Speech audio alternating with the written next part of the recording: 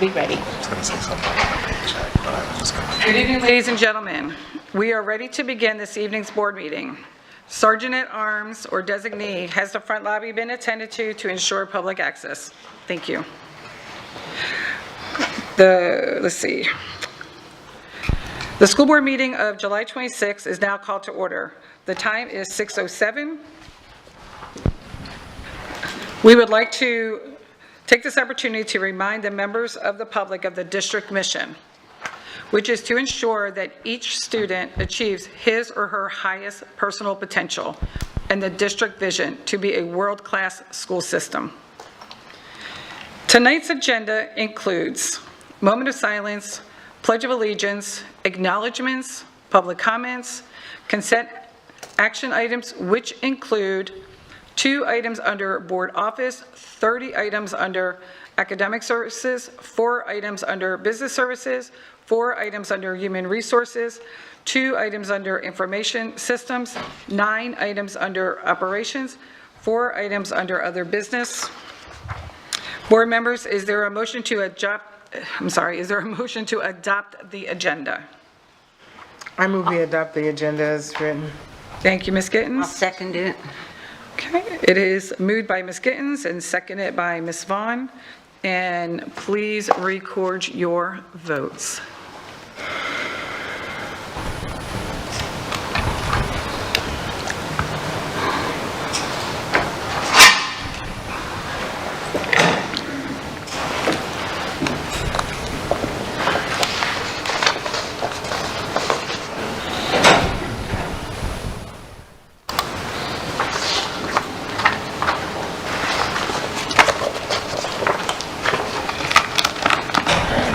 Yeah. 7-0, motion carries. Thank you.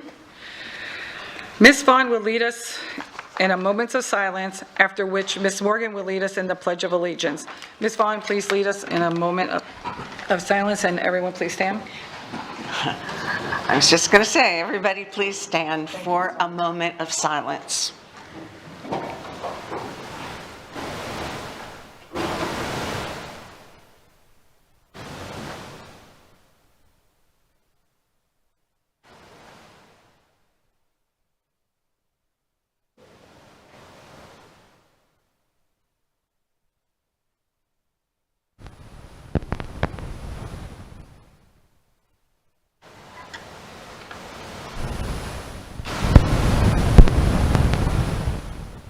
Thank you.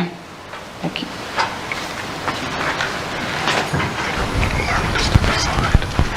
I pledge allegiance to the flag of the United States of America and to the republic for which it stands, one nation, under God, indivisible, with liberty and justice for all. Thank you. Please be seated.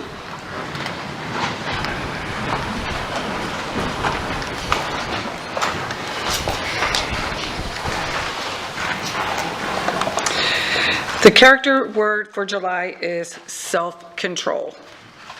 The quote is, "The ability to direct or regulate your actions, emotions, and words."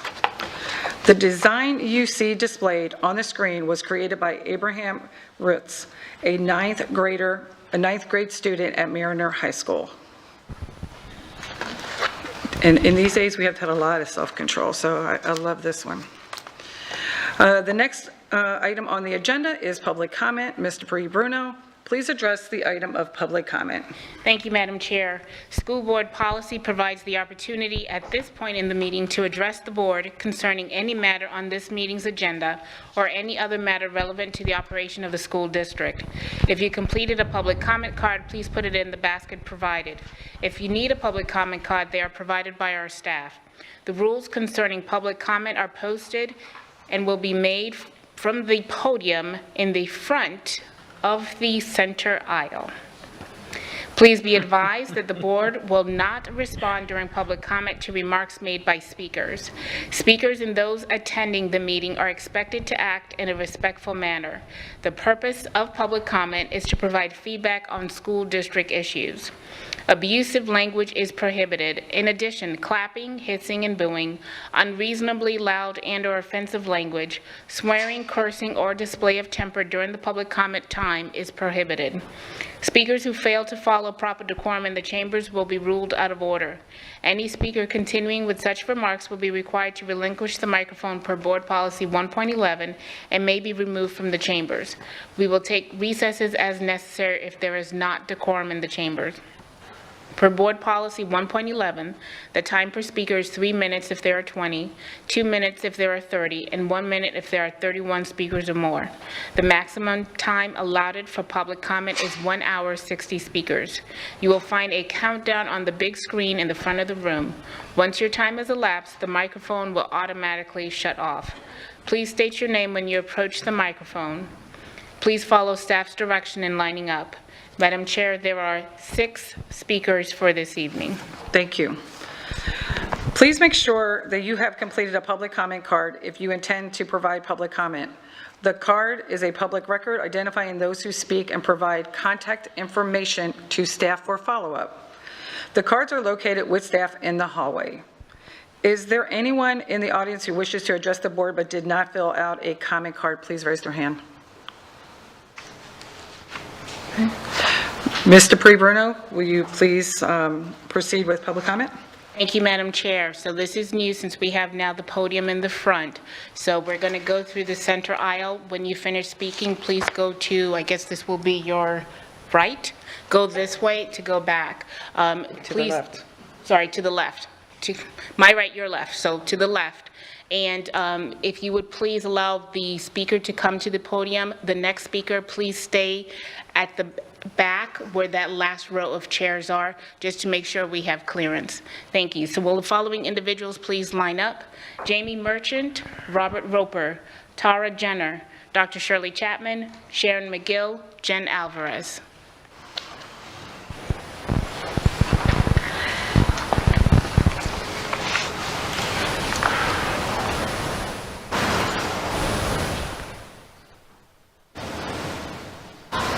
Ms. Merchant, if you come.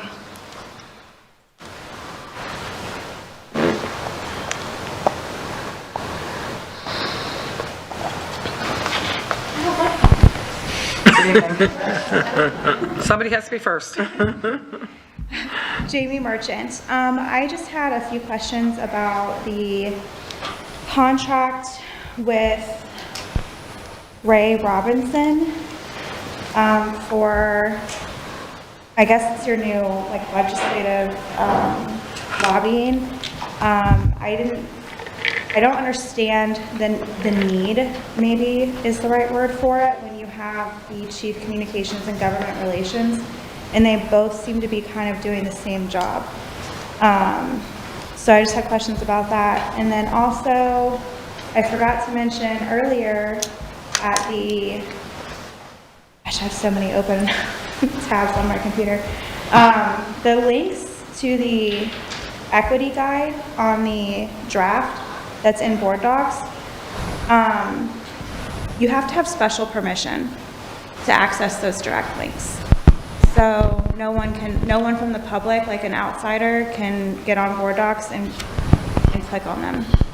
But it is accessible for my son, who's a student. So I'm not quite sure how I feel about that yet. So, thank you. Thank you.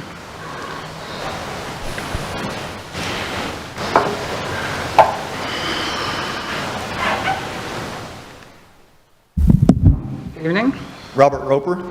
Just 1 second, let's make sure that the time, there you go. I was trying to get a couple seconds. There remains a portion of the draft equity guide that falls far short of complying with the parental rights and education law. It's found at the bottom of page 6 under the title Sharing Information Regarding Sexuality and/or Gender Identity. It says, if a student is requesting accommodations based on their sexual orientation and/or gender identity, the student will be referred to the school counselor. The school counselor will let the student know that they are required to involve the parent and will work with the student through that process. Earlier today, Ms. Patrika had a line of questioning that was very similar to the line of questioning I had in a meeting with Ms. Bruno, Mr. Bradley, and Mr. Hudak last December. I had to go back to listen to what was said today. The timestamp is 2 hours, 31 minutes, and 30 seconds, where Mr. Bradley's answering Ms. Patrica, who asked, are we as a district, meaning, pointing to Mr. Bradley, believe that a student is in real danger of abuse concerning their gender identity? Mr. Bradley's response was, it's found on page 7, I just read it to you. If we believe, pause, more than just a hunch, some real belief that a student is going to be subjected to abuse, neglect, or abandonment, we are required to protect that child. No, the district is not required to protect that child. That is the state's job. As an EMT, and even as a pastor, I'm required immediately to report via the most expeditious means anything of this nature. Anything less than that response by the district is unlawful and, more importantly, not in the best interest of the student. There seems to be some disconnect between the responses I get from the board attorney and now the law, and soon to be policy 2.062. The district needs to craft a carefully worded statement. It's necessary to eliminate all loopholes to protect children, to protect well-meaning staff from violating the law. I really like the verbiage that's found in proposed policy 2.062, the draft, on pages or on lines 65 through 69. It basically quotes the law. Parents will be notified if there is a change in their child services or monitoring related to their mental health, emotional health, physical health, or well-being. It goes on from there. But I ask you, please, this sounds eerily familiar to what we've been doing since December, and it has to stop. Thank you.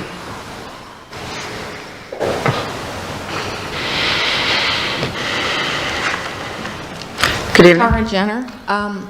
I've been looking through all the policies that you all have, and I sat through a number of the hours of meetings here for the workshop as well as listened online. And I have to say that there are a couple of policies I have some significant issues with, and since I'm limited in time, I'm going to limit to 3. The proposed policy 0169.1, public comment, is even more restrictive than the current policy that we have. Under the new policy, public comment will be decreased from 60 minutes to 30 minutes, yet each person would get 3 minutes, but that means a total of 10 people would be allowed to speak prior to any decision-making process. Yeah, you throw us a bone and you let us talk at the end of the meeting, but basically this tells me you guys really don't want to listen to what we have to say. I'm also a little bit concerned about the fact that you're going to be required that we're going to be giving our address. That's private information, and it does not need to be disclosed. Proposed policy 1030.01 states that the superintendent may suspend any policy in case of an emergency. It seems like one heck of a catch-all that will allow anything to be done by the superintendent, including possibly mandatory masking, social distancing, vaccination, or anything else. This is worse than the board policy 1.181, which we got rid of, that dealt with PPE. And this particular policy needs to seriously be revisited and considered very carefully by the board before you give carte blanche to the superintendent. Not to mention if the superintendent ends up being elected and you have even less authority and control over them. Finally, the policy dealing with the board reorg and information dealing with who the chairperson is and designating the chairperson as the presiding officer is very concerning to me. As you all know, I have a lawsuit against the district on this very matter. The presiding officer is identified as the chairperson. They're granted a number of items, including the ability to hold and call for emergency and special meetings on their own, while the rest of the board is required to have a majority. They are allowed to act as a pseudo-parliamentarian, designate agenda items, the type of meetings in which those items will be assigned, and also to allocate and designate who would be able to be in different organizational status and meetings. This is very different from a ministerial act which would include designating a board member to attend a meeting as a liaison and not as a voting member. I would specifically state that, in my opinion, these are action items, and therefore there should be the opportunity after nomination for the public to make comment regarding the proposed chairpersons, and I see absolutely no reason why that should not be allowed unless you have something to hide. Thank you very much. Thank you.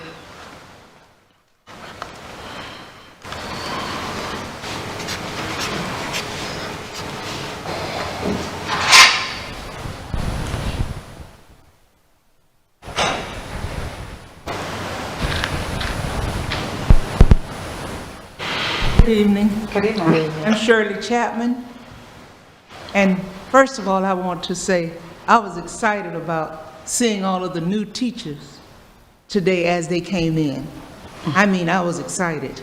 And looking at a diverse group, and I'm just expecting great things this school term coming up. Now, the appointments of Dr. Cupid McCoy and Mr.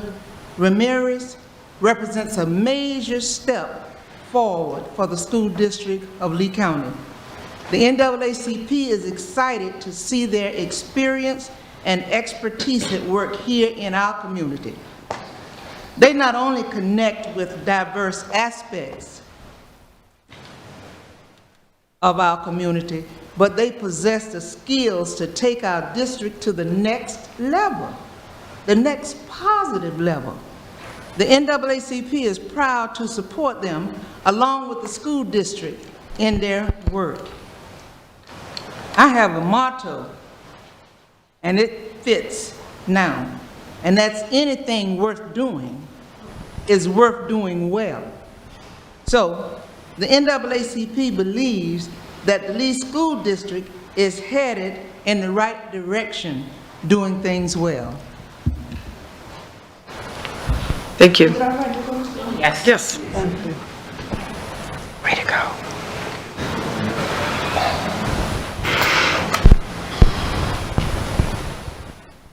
Good evening. Good evening, everyone.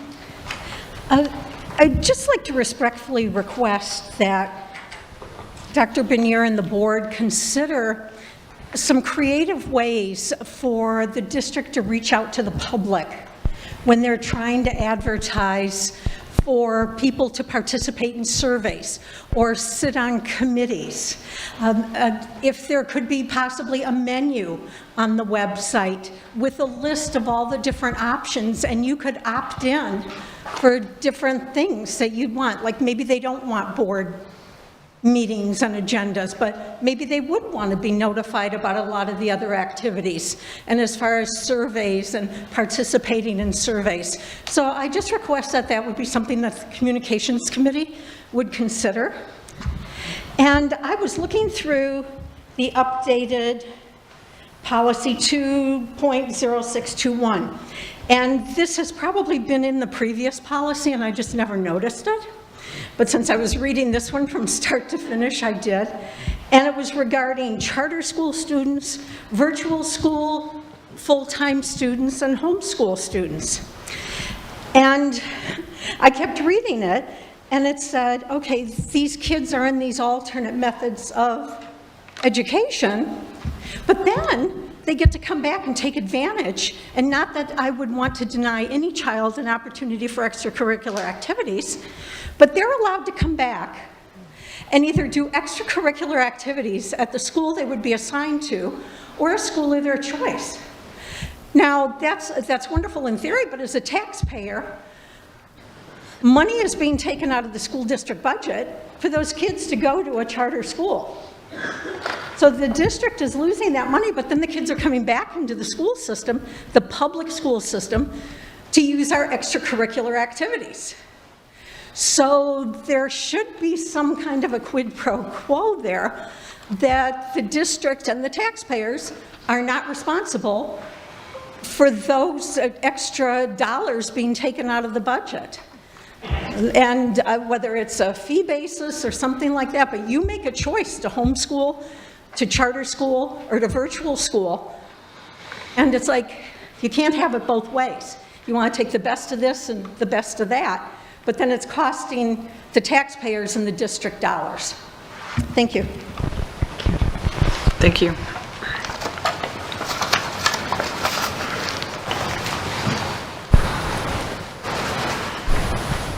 I'm sorry, that concludes public comment.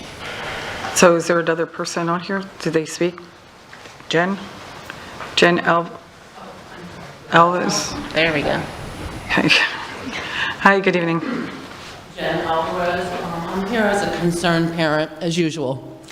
I've been in the school system. I moved here 15 years ago because it was A-rated. My son just graduated from Mariner. And I'm just tired, and I'm exhausted. Because let me tell you, for the last 10 years, I have been having to be on top of my children in this school district, on top of everything. Their schoolwork, I mean, just name it, everything, okay? I'm a very concerned and parent. So the last incident was my son is a senior, and he is in the CNA program at Mariner. He is going to go on to be a doctor, God willing. What happened is that he went through this program, and apparently you all made him take the jab in January. You know the jab, what I'm talking about, right? The jab, okay? Lee Health made him, yeah, I signed the consent because he really wanted to be a CNA and start his career, okay? Against my will, and besides, he just had COVID within a couple of months, but they didn't care. Okay, so anyway, this is January, so now March is coming along, and I believe the test is in April, and I'm saying to him, how's everything going? Because he's been going back and forth to all these hospitals, doing all his clinicals, on his own time and his gas time, and doing this and that and the other. So he says, going fine, Mom, going fine, and as a matter of fact, I think he even bought the teacher a present, because it was going so well. So come April, the test, I said, okay, what's going on? He says, well, I've got sad news. I said, what? He says, I can't take the test. I said, you have got to be kidding me. What is going on? Okay, no, I don't want to be involved. Okay, he's been senior. He's almost 18, you know. I've been involved all their lives with the school board and Lee County. I'm tired. I'm exhausted. Okay, I'm not getting involved. So I said to him, what's going on? She says, well, somehow my date of birth got entered incorrectly, but the teacher's on top of it. She wrote the paperwork, and we sent us a license in and all this stuff. I said, okay, great. So guess what? Graduation's coming, and he still is not taking a test for the CNA. Graduation is here. Oh my God, what is going on now? Oh, Mom, I don't know, Mom, I don't know. Oh, really, you don't know? I said, well, you need to find out. So he finds out, he goes, well, the teacher's working on it, Mom. I said, no, that's not acceptable. So I said, I'm giving you 24 hours to find out what's going on unless I'm getting involved at this point. So now he says, oh, well, the paperwork was never submitted by the teacher. Okay? Yeah. The paperwork was never submitted by the people. This is what they're telling us, the test people. So now it's May, you know, graduation. So we submit the paperwork, and they're telling us 6 weeks. 6 weeks go by, and we don't have a test date yet. So now they're pushing us off a bus, and the teacher's nowhere to be found. Okay, teacher's nowhere to be found. So I'm running out of time, but lo and behold, I called the principal, complained. Thank you, ma'am. Yeah. He's got a test date, thank God. Due to me. Thank you. That, Madam Chair, concludes public comment. Thank you. Okay. Well, first of all, I'd like to thank everyone who came this evening and had some input and shared with us. Regarding the Gray Robinson, maybe Dr. Bernier, you can help me elaborate on that. That's two different positions. Gray Robinson is the part who is constantly up in Tallahassee, paying attention to all the laws continuously. And if you want to elaborate a little bit more on the difference. The Gray Robinson contract is a replacement for specific services that we've had in the past that were no longer available to us.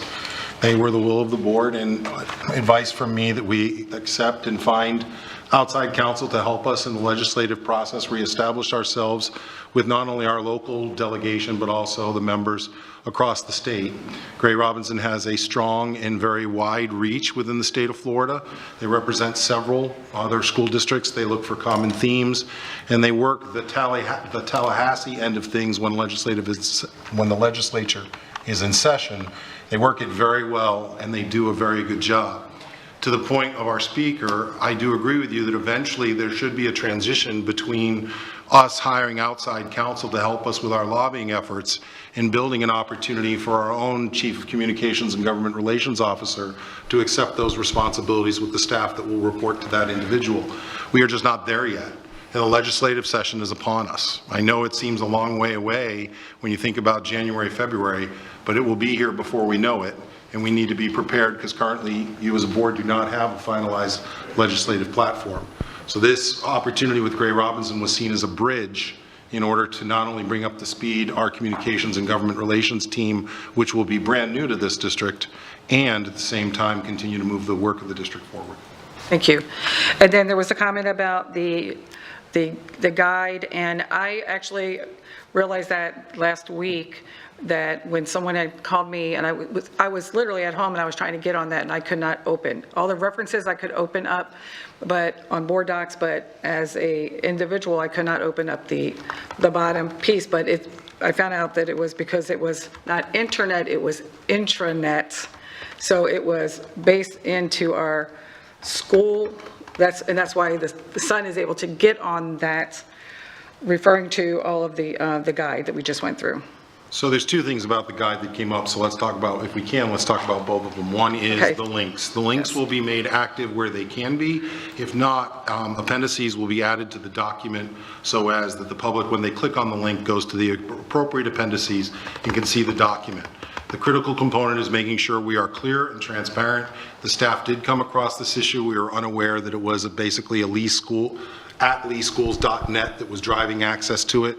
I certainly didn't log in from home from my Gmail account, so I was not aware of that. As soon as Mr. Bradley and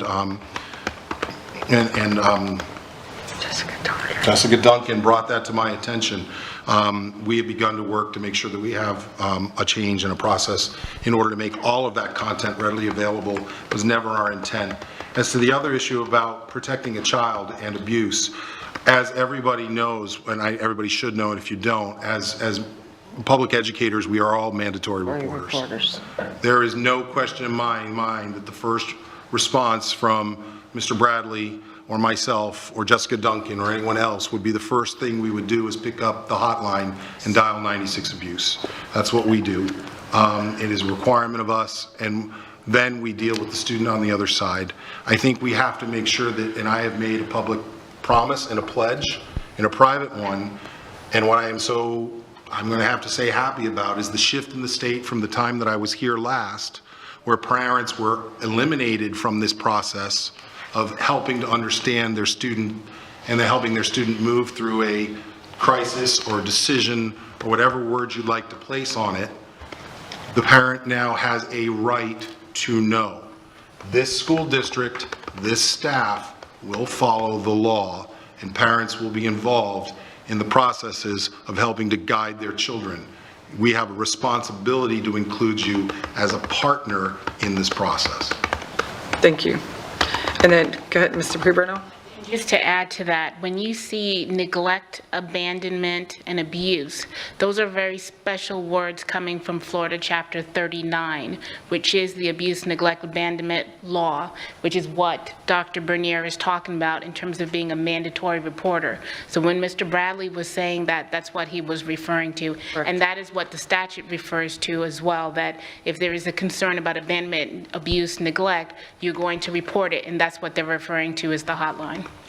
And finally, if I may, I'd like to thank the speaker for bringing up, because when I heard it, I interpreted it very differently. I interpreted it as being a mandatory reporter. That other version of what somebody else heard is a valid version. I will make sure that is discussed in depth, brought forward, because we will not eliminate parents from the process of being involved with their child as we educate them in a pre-K through 12 system. We will not do it. Thank you, Dr. Bernier. And then also, Dr. Chapman, thank you for your words. Ms. Sharon, regarding the charter schools, the virtual school, the home schools, as far as the county is concerned, all of the students are our students. They're Lee County students. I don't know, Dr. Bernier, if you have something else to elaborate that on, other than they are all of our students? I think that's a great way to start. They are all of our students. They reside within the county, but the state law is very clear with charter school and other private school students that they have the opportunity, and specifically to, sorry, not private school, but other public scholarships, that those students have a right, it's written into statute, that those students are eligible to participate in athletics and extracurricular activities back at their zone school or school of choice. Thank you. And then, Ms. Jenner, if you have your list and you want to email it, that'd be great. And I believe that, Ms. Jen, I believe that I seen Dr. Malloy reaching out to her, so thank you for sharing your comments with us. Okay. So let's see, where are we? Okay, so we're going to move on to the approval of the action items under the agenda consents. The documentation for action items listed under consent is made available to the board members 7 business days prior to the board meetings. We are expected to review all materials, and we have the opportunity to speak with the superintendent with any questions we may have regarding the recommendations. Some of these items have also been briefed or workshopped with the board in advance of appearing on the action agenda. Board members, are there any agenda items you wish to pull for discussion under unfinished business tabled items portion of the agenda? Ms. Fisher? I have no polls this evening. Thank you. Ms. Giovanelli? I have none. Ms. Patrica? No, thank you. Ms. Gittens? I have none, thank you. Thank you. Ms. Vaughn? I have none, thank you. Ms. Morgan? And I have none, thank you. And I have none. Is there a motion to approve the agenda consent action items? Sorry, forget that. We already have that. Is there a motion to approve the agenda consent? I'll move to approve the consent agenda as printed. Thank you, Ms. Fisher. Second. And seconded by Ms. Gittens. Thank you. And please record your vote.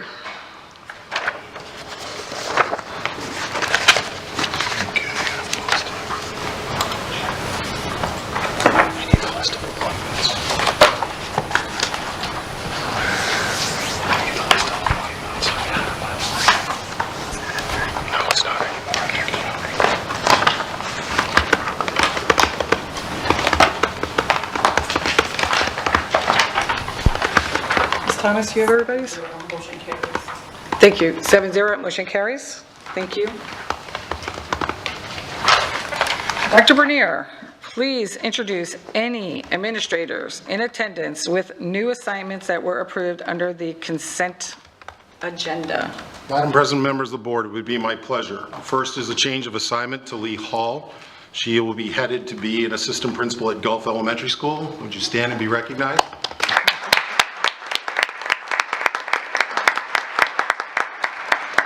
With a transfer or a change in assignment, Jennifer McMillan Barnes, who's the principal at Oak Hammock, will be joining the Lee Virtual School and Emerging Technology Programs as its new principal. Susan Souza will be joining Lehigh Senior High as an assistant principal.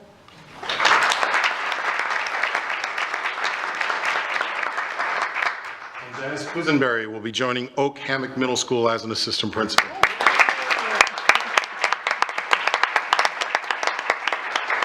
Point of personal privilege that makes me smile, the intentionality of asking assistant principals while they're involved in the process to come in and speak with me and hearing and knowing their answers now as they stand and be recognized.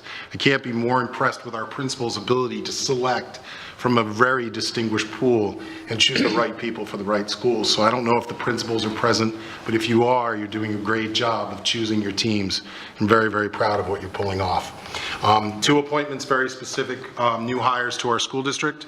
joining us as the new Chief of Staff as Denise Carlin takes an opportunity to move forward in her career as the Chief Communications and Government Relations Officer. Thank you, Denise. But a new person joining our team will be Michael Ramirez in the Superintendent's Office. He'll be joining us as the Chief of Staff.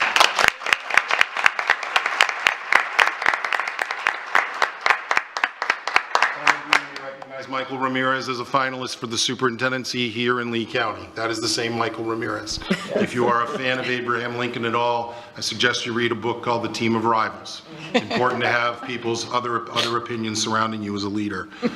Lastly, this evening I have an opportunity to introduce Dr. Jennifer Cupid McCoy.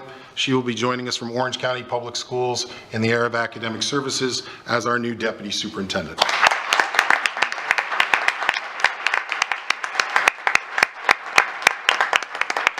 All the candidates, the word that I have for all of you is trust. These appointments reflect a huge trust in me as the superintendent and from your school board that you will be responsible and wonderful stewards of the youth that you are in charge of.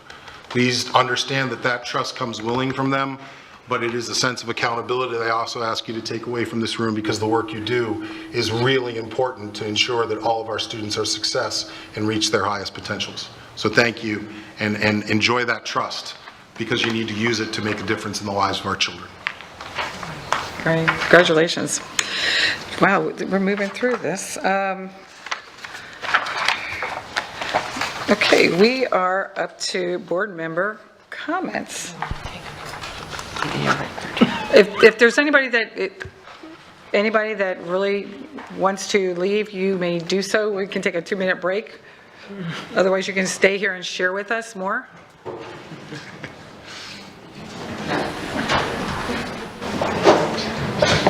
Congratulations to the families as well. Yes.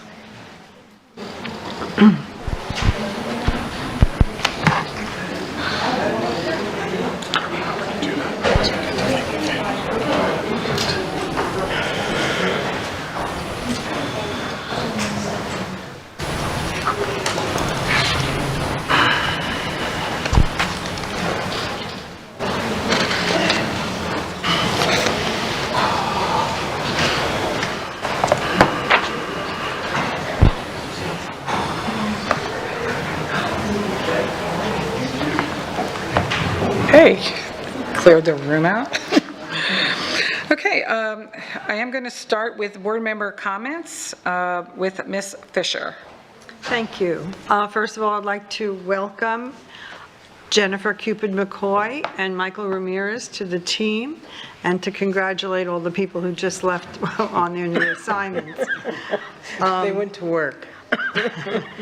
I attended the closing ceremony for Support Our Students, and I want to congratulate Crystal Torres Nunez and Jared Eady for the job that they've done in providing those kids with an amazing summer experience, preparing them for the workforce. Sunday, Miss Jordan and I were at the Big Backpack event sponsored by the Multicultural Society, and there were thousands of backpacks and bags of groceries provided to our community members. Music played, and it was a wonderful event, and I thank the Multicultural Society for their many years of providing that opportunity. I attended a meet and greet for the new administration at Trafalgar Middle, and they did an awesome job in showcasing and had a wonderful turnout. And I just want to thank all of our hardworking staff members who continue to keep the ball rolling every day. And Dr. Carlin, I'll look for you in communications. Thank you very much. Ms. Gianelli? Thank you. First of all, I'd just like to welcome Dr. Ramirez and Dr. Cupid McCoy, because I'm very excited. I think it speaks volumes that Dr. Bernier can bring someone on that was, I guess, a rival, at least an opponent, I'll just say. But and I think that actually speaks volumes for both of you as professionals, and I commend you both for that, and I'm excited for your leadership, because that just speaks volumes that you can do that and come together and for the best interests of the district, and that's what I see that as being, that kind of relationship and partnership. I support these changes or these new hires, because I think it's important for a superintendent to have someone that he feels confident in surrounding him, and has confidentiality and trust is very important for him to have that, and I respect that. And Dr. Carlin, I'm excited to see you in communications, because the need is great there. So I appreciate you stepping up and able to do that.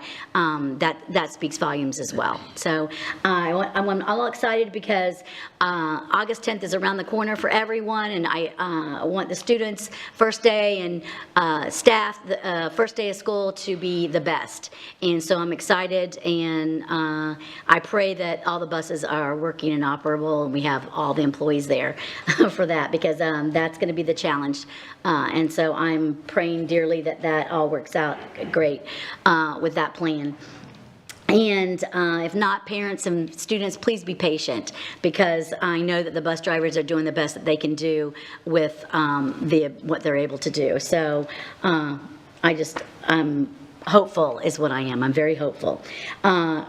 That's really all I have, other than I'm excited for a new school year. So welcome, everybody. Thank you. Thank you, Ms. Giovanelli. Ms. Patrica? So I think you're going to hear this 7 times. Dr. Cupid McCoy and Dr. Ramirez, I'm really, really, really excited for what you bring to this community. I think that Dr. Bernier, you are surrounding yourself with highly qualified, accomplished education innovators. And I think that you will challenge the status quo and bring fresh ideas so that we can better serve our students. I look forward to the coming months and years, understanding that you are rising stars who are on borrowed time. And so I invite everyone to really maximize the time. I want to say that in a nice way. Just sort of maximize the talent that we have in the district for the period of time that we have you. I really do see the next 2 years as being very exciting, given the team that you're surrounding yourself with, Dr. Bernier. So I thank you for that.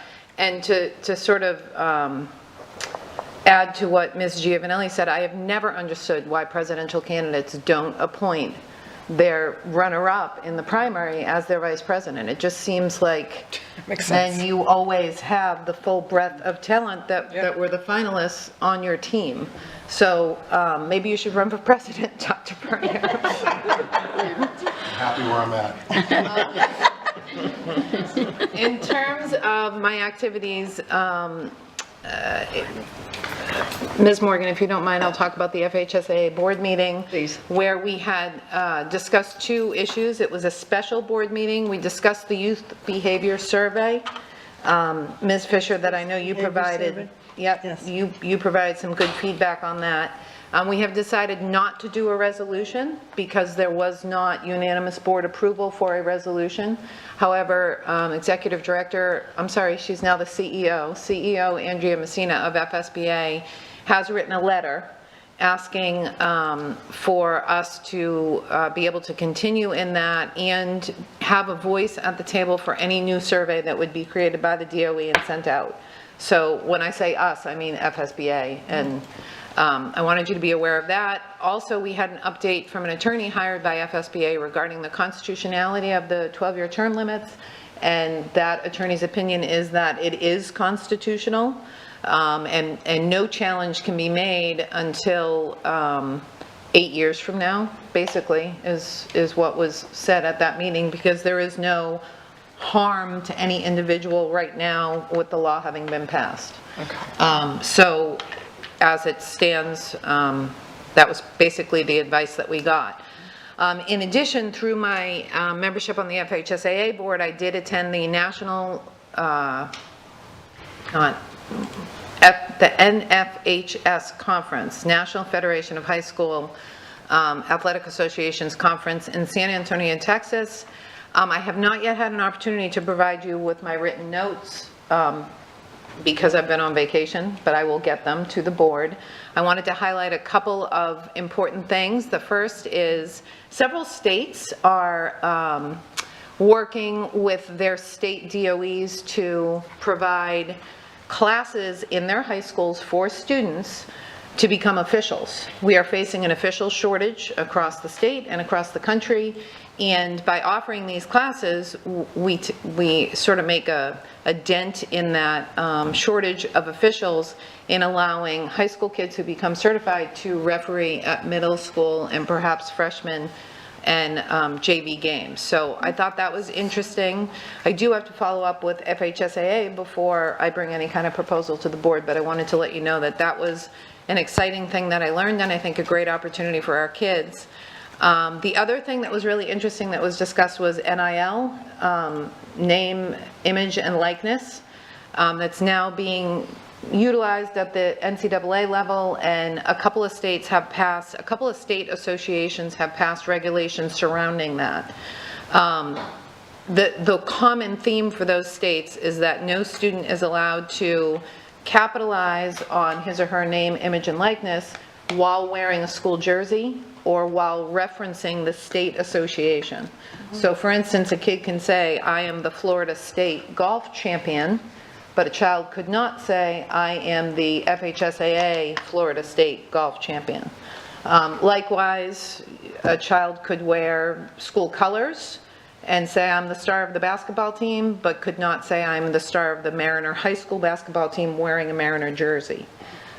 So I'm not yet sure what route the FHSAA is going to take. I don't know if the state is going to dictate what we do there, or if FHSAA is going to be permitted to make those regulations, but I'm also going to have some conversations with Dave LaRosa about that, and it's just an exciting sort of new area for our students, and we want to make sure we protect them and we provide them with the opportunities that are due to them through these changes that have occurred in the law.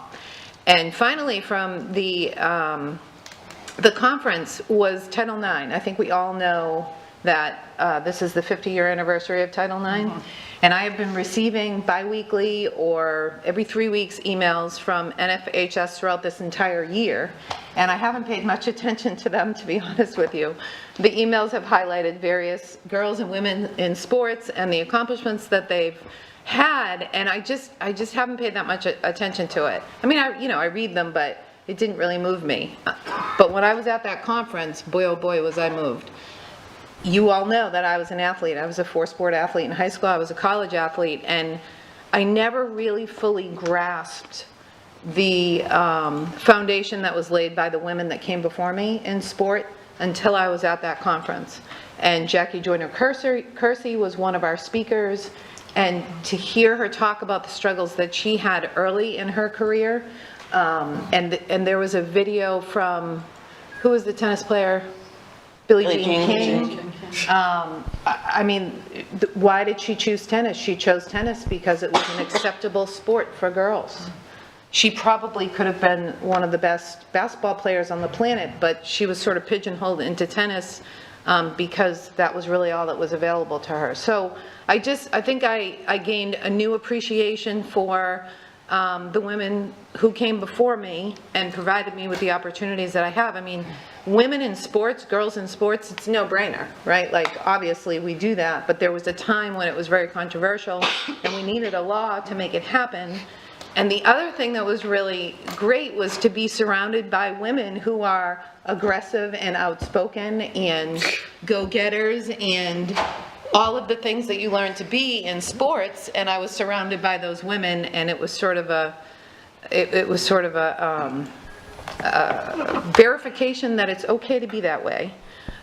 So anyways, the last portion of my comments is to address public comment. I think it's important to address misinformation and provide clarity. The policy regarding public comment has not yet been discussed by the board. It is a policy that was submitted to us by Neola as part of a package. The board will discuss it, and we will either make changes and accept it, or we will reject it in favor of the policy we already have in place. So I appreciate the comment. However, to imply that in reviewing a policy, we are somehow rejecting public comment, I think is an unfair characterization at this point. In terms of the superintendent having emergency powers, are those powers defined anywhere in statute? I don't know who I'm directing that question to, Madam Chair. Yeah, I think, Mr. Pre-Bruno, and I do believe that it is part of the, if you look at the state statute, there's a clear, it does state what the role, Attorney Dupree-Bruno, I don't want to put you on the spot, so if you could just get back to us with that. I do know that there is some limiting language in the policy. There is. And I don't have that limiting language off the top of my head. But I also know that if we need to provide the superintendent with emergency powers in order to protect the health, safety, and welfare of our students, our staff, and our community. Because things do come up where it's impossible for you to gather the board around to make a decision. So I'm not concerned about the emergency powers. I don't think they would be abused, and I just wanted to address that. Attorney Dupree-Bruno, is it permissible for you to update the public regarding the lawsuit filed about the public comment? Is that something you can update us on? The public comment when the board is choosing a chair and vice chair? So there are two cases. There was a federal case that was dismissed, but I cannot comment on I don't think it's wise or prudent to comment on the other case. Okay, was the federal case dismissed with or without prejudice? There were 4 counts in the federal case, all dealing with various aspects of First Amendment. The first 2 counts were dismissed with prejudice, and those were specifically the federal issues. And the other 2 counts were state issues. Those were dismissed without prejudice because the federal court declined to exercise any type of jurisdiction over the state. So, thank you. I can go. Regarding charter school funding, it is a frustration of mine as well. Frequently, and not all charters, but some charter schools do not provide mental health services for their students, for example. And so that charter school will have a child in their care that is experiencing mental health issues, call down to the district. The district is never going to say no, but it is a drain on our resources. And it is a conversation that we have frequently at the state level, but it is not something we have any control over.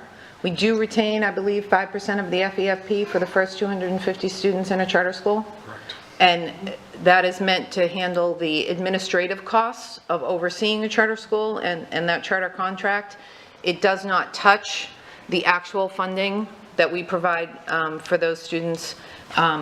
It is an issue that is recognized and frequently discussed with school board members across the state.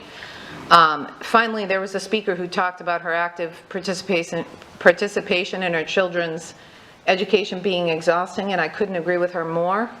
Oh my gosh, raising children and providing them quality education is incredibly, incredibly exhausting. I remember my kids coming home every Friday from elementary school with a folder, and I had to sign the folder because I had to go through all of the assignments that were in the folder and go through them with my children, not to mention the everyday homework and the reading and all of that. And I thought when they were in elementary that I was laying this great foundation for kids that would be successful later. It turns out it's even more time consuming when they're in middle school and high school. So I'd like to thank the speaker for being involved in her children's education because her involvement is likely tied to her children's success. Those are my comments. Thank you. Thank you, Ms. Patrica. Ms. Gittens, please. Okay, and I'll start with where Ms. Patrica ended. And I appreciate the comment thanking parents for being involved. And that, yes, it does directly help the success of a child.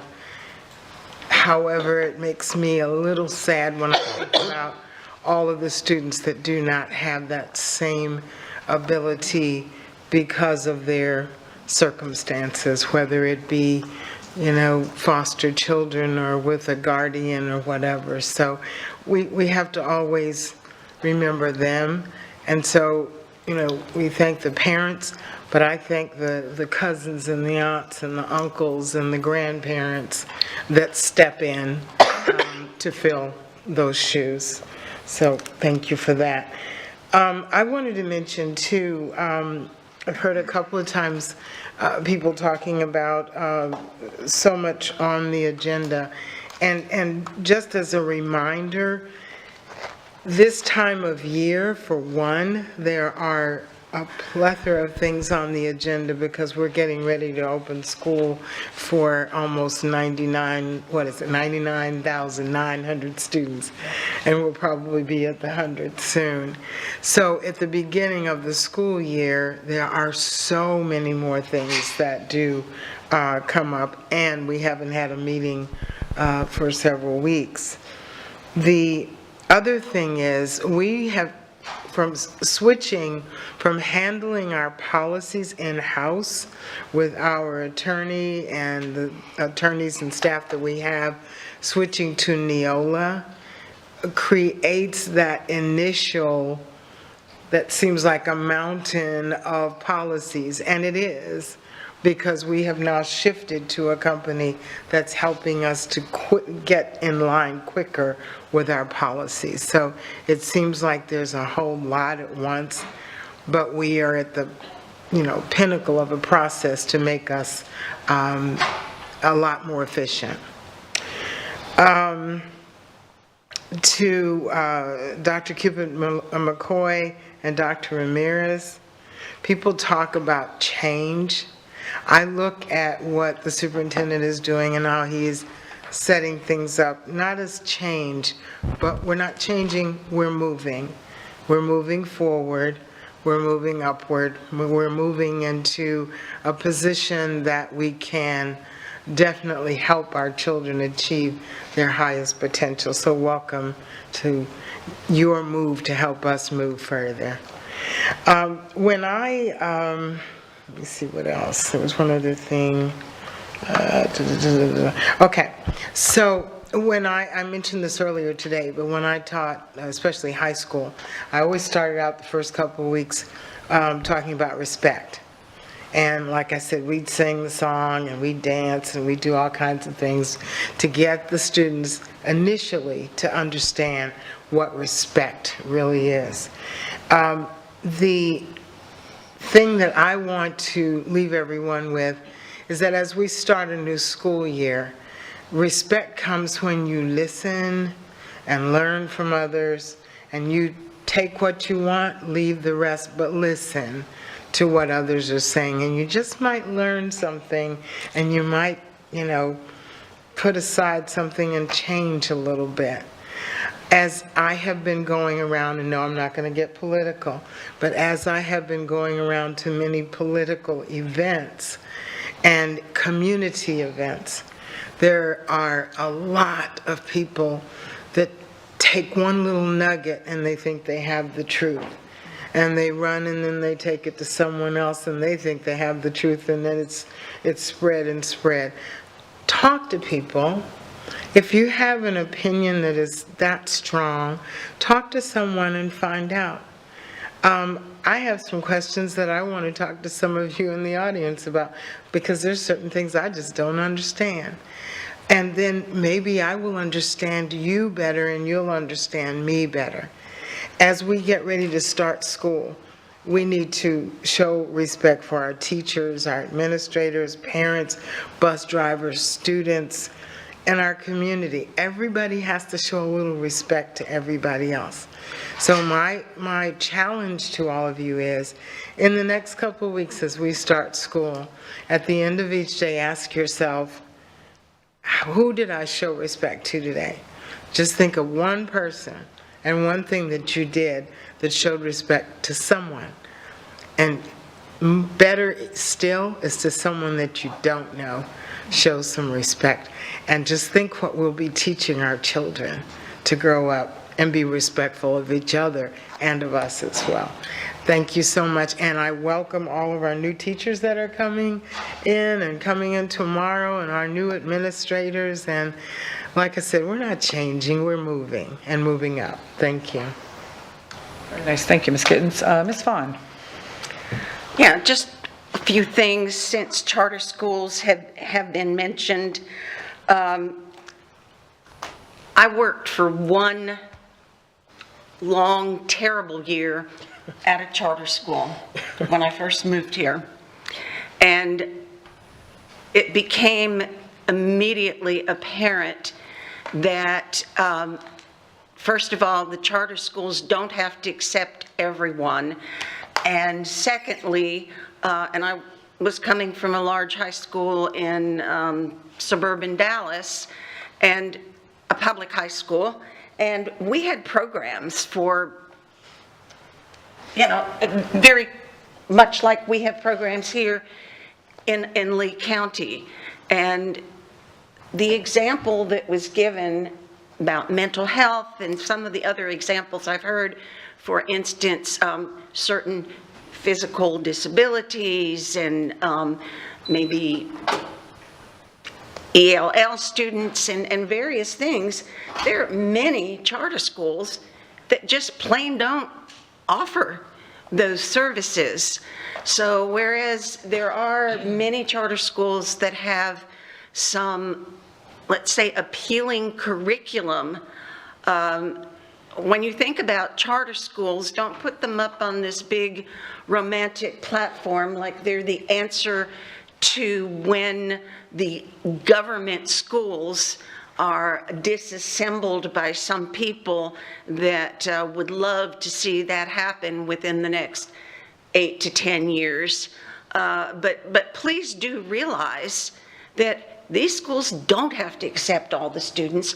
We take everyone, we embrace everyone, and if we don't have a program for that particular student, we find the program or we make the program. So I just want everybody to keep that in mind. Okay, I was interested in what Mrs. Patrica had to say about her conference, because it was in probably my favorite Texas city, San Antonio. I hope you got to drink some margaritas and walk on the river walk and all of that. It's a great city, but also because this is another one of my obsessions. Texas? Here it is. What? Texas. No, not the margaritas, although they're pretty good. I plead the fifth. Don't say a word. And anyway, what I was actually going to seriously say is that one of my obsessions that I've mentioned several times to Mr. La Rosa is no pass, no play. Texas, the home of no pass, no play, and yes, it works.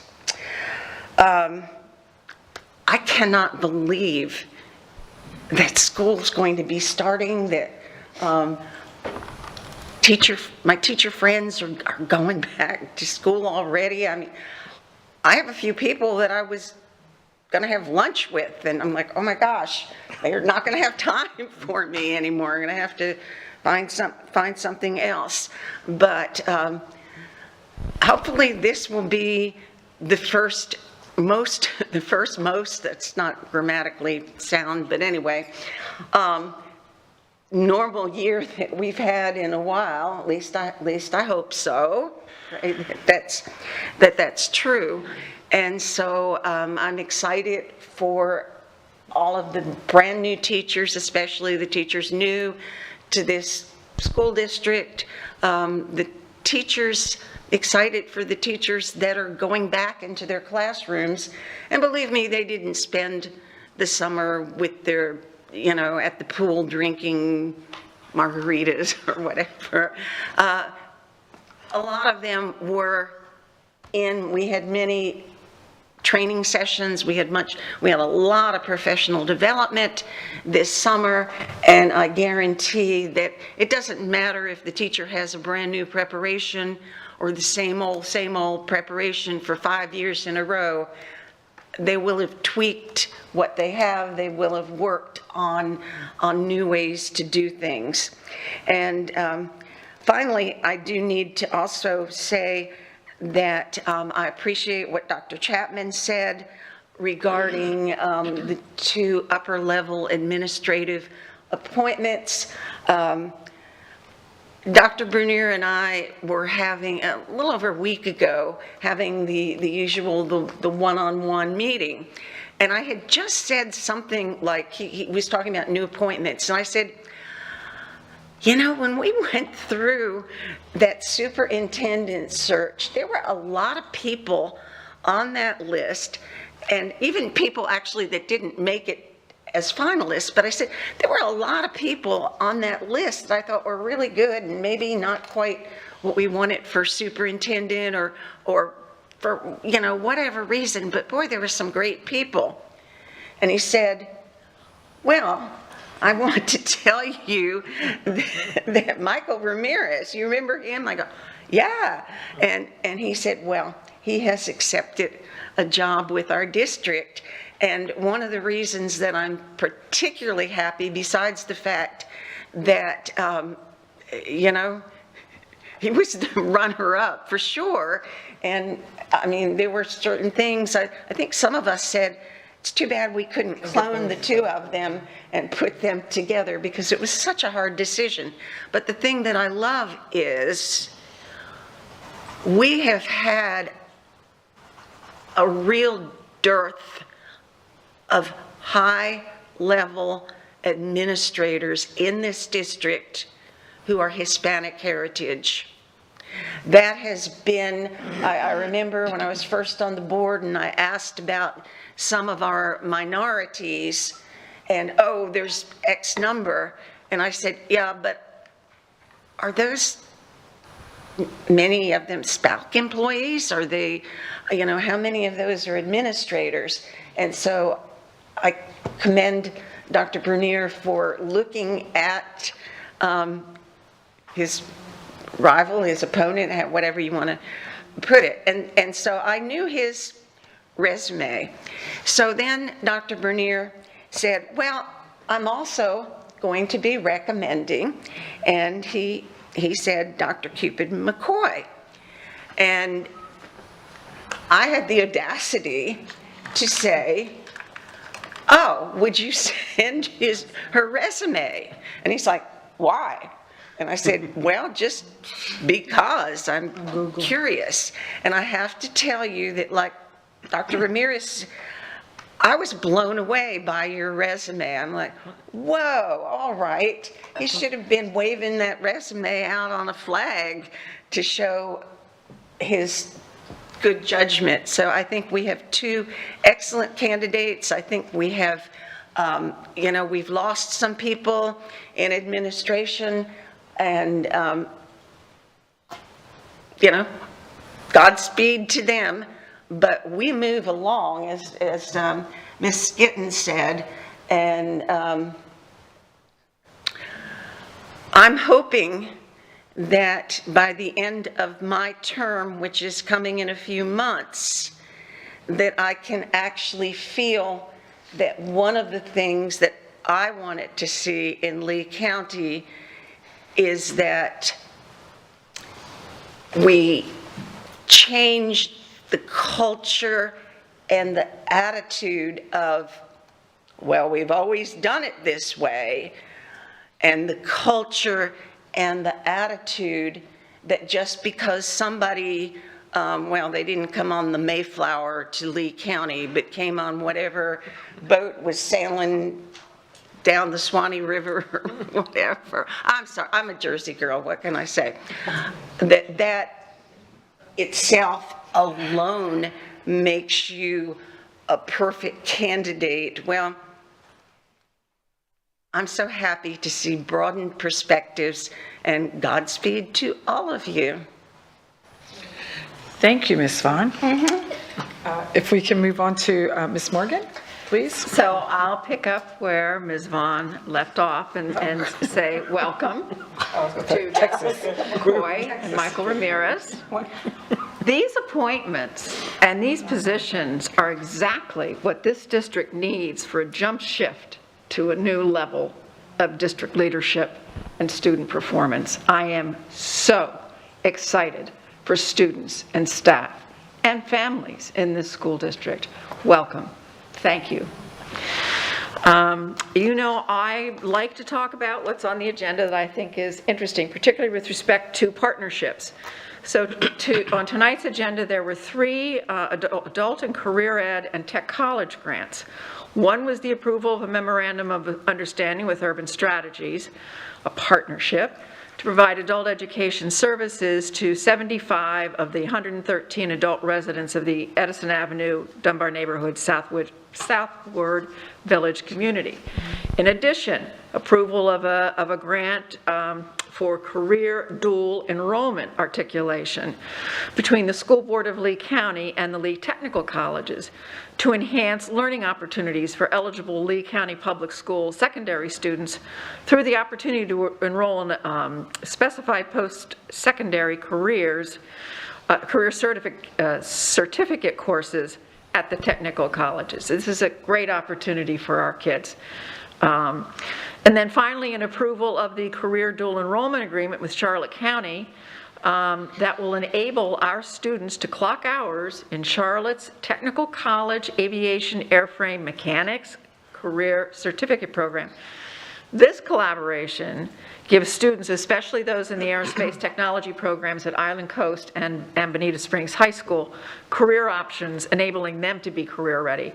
And I want to thank Rita Davis for her update in the board weekly update, outlining all of the work that they are doing to expand learning opportunities for the adult community and for things like Upscale Village, which provides an opportunity to be certified in some of the foundational soft skills that employers are looking for in their employees. I want to thank in the agenda also, we approved the contract with the City of Fort Myers for services provided by the Fort Myers Police Department to support the SRO program. That is so important to us. These SROs are, they are part of the heart of each school and critical to our ability to identify students in crisis and to provide, well, that's it, to provide outlets for students in a way that is different than they would find in the classroom. So I want to thank them for continuing to be involved in that. Let's see. Finally, this afternoon, after learning that board colleagues had spoken with Conflict Counsel John Quick, I also spoke with him. Not wishing to cross lines while the Dupree-Bruno whistleblower complaint remains open, I am tabling my request to visit the board org chart until the whistleblower complaint investigation is completed. And those are my comments for this evening. Thank you. Thank you, Ms. Morgan. And Ms. Patrica, you had one. The mention of margaritas made me realize that I forgot something from the NFHS conference. Anyone know how many high school students go on to play in college? Anyone have any idea? Number of percentage. Percentage. Less than 10%. 7%. Say 5. 7% of high school athletes go on to play a college sport. And I tell you that because this is the only opportunity for many of our students to learn the important lessons that come from sport and team play and all of that. And it illustrates for me, or highlights for me, the importance of the role of our coaches, our athletic directors, and Dave LaRosa in the lives of our students. So I wanted to highlight that because that was highlighted for me. I don't know why margaritas reminded me of that. Could I ask Ms. Patricia a question? Thank you. Yes. On that? You have a question. I know long ago when I was in Texas that the students also had to have a minimal test score, like SAT or, do you know, is that still, that's still in effect? Is it not? Oh, you mean to get into college? Oh, yeah. To get in, even as an athlete. Play in college, yes. And I believe each of our high schools have an NCAA advisor that helps student athletes get to that level. And I hadn't kept up with that, but I think that's also something important to point out, that you know, it's not just because I remember one example of a star athlete back in Texas, that try as the coaches and everybody else, try as they may, he just couldn't hit that score. And I think that's important to remember, that we're not just sending people because they're good athletes and, give it a year until you flunk out or whatever, but that they also have, I'm glad that that's still being done. Yeah, and I think that the word student athlete has the word student first for a reason. Student athlete, yeah, thank you. Thank you. Okay, pretty much everyone has already stated what we have done. We do have, I want to say welcome to Jennifer and Michael. We're really excited. I'm very excited about you all being here. I cannot wait to get to work with you. And as Ms. Fisher said, we gave out at the multicultural event this past weekend. It was probably 100 and, well, I don't know how hot it was. It was really hot. And it was a 2-day event. One day was filling all the backpacks and filling all the bags so that the families would be able to get this. And then the next day we were standing out there. I was in charge of directing traffic. She's a great director.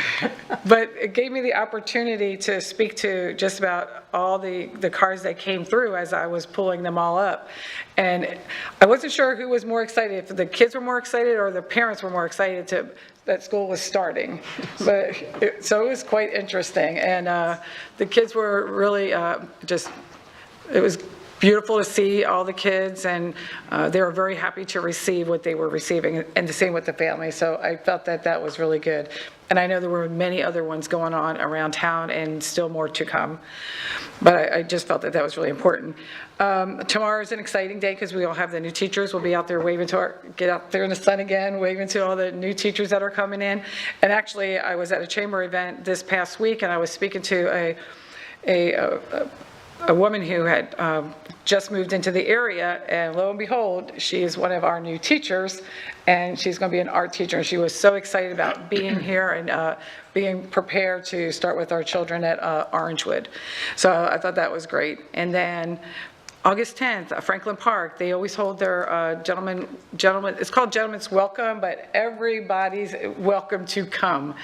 It's in the morning, and it's been going on for years, and we just, 7 a.m., and everybody comes in and they fist bump all the kids. The kids expect people to be there every year. So if you're not doing anything at 7 o'clock in the morning on the 10th, Franklin Park on Edison and Ford, we'd love to have you there. Bring a uniform. We're trying to bring everybody to bring one uniform, so that way we can really get a lot of uniforms in there for the kids who are, sometimes we have to have some extra ones for them, but it's always an exciting morning, and just seeing their faces, it's a great day. And then the last thing is that I had an opportunity with the Drug Coalition, and we took a tour of the Juvenile Assessment Center and went through all the processes and on how do we help our children, and to see if they are having issues, and keep them out of there. That's something that we do not want them there. But it was quite eye-opening. And I'm just excited the school's getting started, and thank you all, ladies, for being here tonight, and Dr. Bernier for all the good work. And Ms. Patrica, you have another thing to say? How would we get a uniform, and/or could we write a check to the school and tell them it's for a uniform? Well, so what they are asking is that you bring a uniform of any size, because the children are all different sizes. Where do you go? Oh, where do you buy a uniform? Oh, okay, at any store. Walmart's great for having them. Didn't attend uniform Yes. schools. What are their colors? The colors are tan, blue, red. Tan, blue, red. I mean, they can wear any. Yes, they can switch pants, shorts, dresses, whatever size you bring. I'm sure that a child would love that. And Madam Chair, are they going to be in their new location? No, they'll be at Edison and Ford, and that does not take place until later in the year, but that's what we're going to start them off at. Okay. But yes, love to see everybody there. And moving on to Mr. Pre-Bruno. Thank you, Madam Chair. I also want to welcome Dr. Cuban McCoy and Dr. Ramirez to the district. Looking forward to working with you. And In addition, Ms. Patrica, you had asked a question about the emergency powers. That's something I'm going to have to research a little bit more. I can tell you that there's 2 areas in the law that I've been able to find so far. One is with regards to procurement, and then 1001.43 is the board's general powers, which says that the board can create policies regarding emergencies and first aid. I just want to check to make sure there's nothing else in the statute that I'm missing, but that's what I've been able to find thus far. And can you refresh our recollection regarding the limiting language that's in that policy we discussed as well? Oh, the policy? Just when you update the board, if you could include that language, please and thank you. What I'd like to do is when we have our following workshop with Neola, which will be August 11th, we'll be going through the other half of those policies. That will be one of them. We can have that discussion. Okay, thank you. Was that? Oh, please. No, I just want to make a comment on that. March 13th jumps out at me, 2021 with COVID, and we had extensive discussions about the emergency powers, and Mr. Quick was involved with that as well, so he may be able to give you some assistance. Because of COVID, it was a big discussion. Yeah, there was a couple of things, because during that time period, we actually had executive orders coming from the governor. That was impactful. That was part of that whole process. And then, of course, we have our own board policy 1.18, which is our emergency powers policy for the superintendent. So all of that kind of conflated together. Right. Thank you. Thank you. Is that all for you, Ms. Dupree-Bruno? Yes, ma'am. Thank you. Okay, thank you. Dr. Bernier. I'm going to put a little bit of spin on the thank yous. I'd like to thank the board. The appointments tonight, not only of the other administrators, but of 2 very critical components to the team surrounding me moving forward.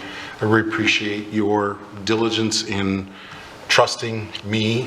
Just like I explained to all the administrators in the room, this is a symbol of trust for them to go out into their communities and to their respective schools and do the right thing by our children and by the families we serve.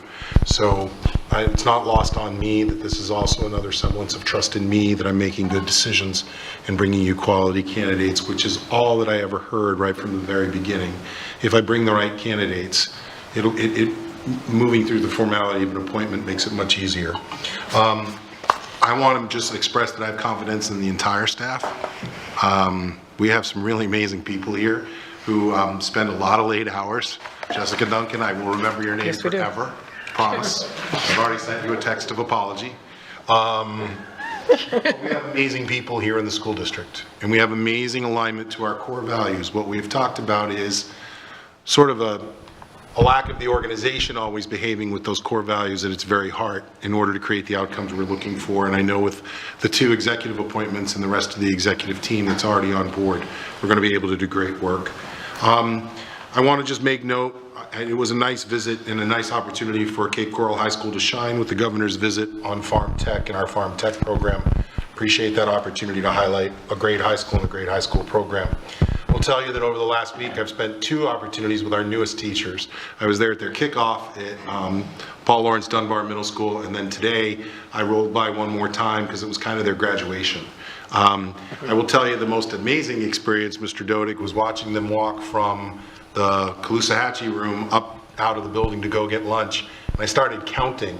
And I'm just so thankful for the recruitment effort, because without them, I think we'd have probably double the amount of vacancies that we currently have. And we're still short teachers, but the work and the energy in those rooms today, especially upon graduation, was really great. Also had an opportunity to see some of our experienced teachers and those teachers in support today, in support roles. They were down in the River Room as well. And I just want to give a shout out to Helen Martin and the professional development team. I don't know that Helen is here tonight, but she and her team have worked all summer long, whether it's Summer Sizzle or Sizzling Summer Series, or whether it's just everything else we've done in order to get teachers onboarded and make them feel comfortable. Finally, I just want to recognize I had a great opportunity a week ago to be in Orlando for the Florida Teacher of the Year Gala. Allison Kerner from Harns Marsh, which is our Teacher of the Year, was there, along with her husband Andy. I suspect they are probably still in the Outer Banks with their only child, which is their dog. Allison is a middle school teacher. She does amazing work and really deserved the honor and a chance to be recognized. They were actually embedded for an entire week up there with the Department of Education. I guess what she referred to it as filling her toolbox. So she felt like she has more tools to come back to the school district. It was a Clay County 7th grade teacher, Melissa Mars, that is the 2023 Teacher of the Year, and you'll start to see her in the Florida School Boards Association meetings and the other places that our Teachers of the Year for the state of Florida go out and travel. And then finally, I can't wait for tomorrow. It is a well-oiled machine around here. I was driving back in from somewhere today, and the banner was already going up welcoming our new teachers. Prepare to melt. So we'll do our very best to make sure we're all stay hydrated, keep an eye on each other tomorrow. And thank you for the point of privilege to allow our CFO to be home during that period of time. That's where she needs to be right now. So appreciate that, and thank you again. Looking forward to the process as we get into to all of our teachers returning next week, and then our students returning on the 10th. Thank you. Thank you.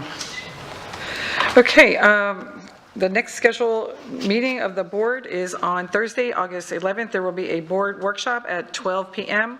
On Tuesday, August 16th, there will be a board briefing at 1 p.m. followed by an action meeting at 6. On Wednesday, August 24th, there will be a board workshop at 12 p.m. And on Tuesday, August 30th, there will be a board briefing at 1, followed by an action meeting at 6.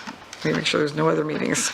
Okay, and at this point, seeing no other business but to come before this body, this meeting is adjourned, and the time is 7:31.